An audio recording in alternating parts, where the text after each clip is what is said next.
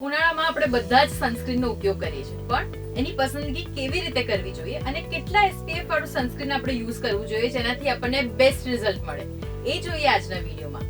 ગુજરાત સમાચાર સાથે હું છું હેલી. 3 ઈઝી સ્ટેપમાં તમે ચેક કરી શકો છો. સૌથી પહેલો સ્ટેપ એ છે કે જ્યારે પણ સનસ્ક્રીન લો તમે એની ઉપર ચોક્કસથી એ જોવું જોઈએ કે UVA અને UVB સનરેઝ થી તમને પ્રોટેક્શન આપે છે કે નહીં. આ પ્રકારનું જે સનસ્ક્રીન હોય એને બોલ્ડ સ્પેક્ટ્રમ સનસ્ક્રીન કહેવાય છે, જે તમને બંને રેઝ થી પ્રોટેક્શન આપે છે. બીજું છે સન પ્રોટેક્શન ફેક્ટર એટલે કે SPF, જેને ધ્યાનમાં રાખીને આપણે હંમેશા સનસ્ક્રીનની પસંદગી કરતા હોઈએ છીએ. SPF 15 93% UVB રેડિયેશન્સને બ્લોક કરવામાં મદદ કરે છે. SPF 30 97% બ્લોક કરે છે અને SPF 50 98% બ્લોક કરે છે. એક રિસર્ચ અનુસાર 100 SPF વાળું સનસ્ક્રીન સૌથી વધારે પ્રોટેક્શન આપે છે.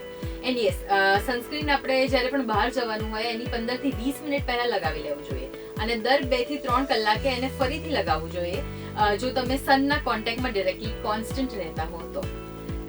અને જેટલા વધારે SPF હશે એટલું જ થિક તમારું લોશન હશે.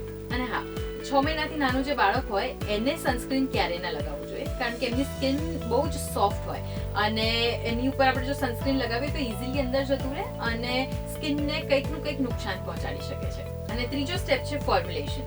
તો એક લોશનના ફોર્મમાં મળે છે, એક રોલ ઓનના ફોર્મમાં મળે છે અને એક સ્પ્રેના ફોર્મમાં મળે છે, જેમાં લોશન અને રોલ ઓન બેસ્ટ રિઝલ્ટ આપે છે. પણ સ્પ્રે એટલું સારું રિઝલ્ટ નથી આપતું કારણ કે ઇવનલી સ્પ્રેડ નથી થતું અને બહુ જલ્દી ડ્રાય થઈ જાય છે. તો રૂટીનમાં તમે કયું સનસ્ક્રીન યુઝ કરો છો, કેટલા SPF વાળું અને કયા ફોર્મ્યુલેશન વાળું, એ અમને કમેન્ટ્સમાં ચોક્કસથી જણાવજો. અને આવા જ ઇન્ફોર્મેટિવ વિડીયોઝ માટે જોડાયેલા રહો ગુજરાત સમાચાર.com સાથે.